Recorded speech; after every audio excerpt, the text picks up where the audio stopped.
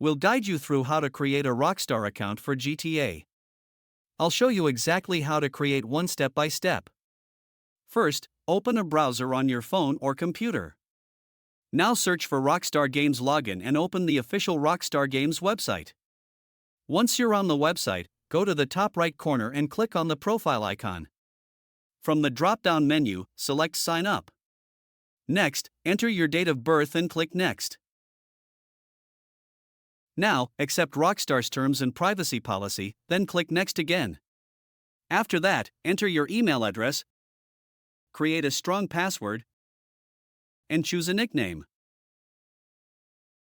Select your country or region, then click Next. Rockstar will now send a verification code to your email. Open your inbox, copy the code, and enter it here. Then click Submit. And that's it, your Rockstar Games account will be created successfully.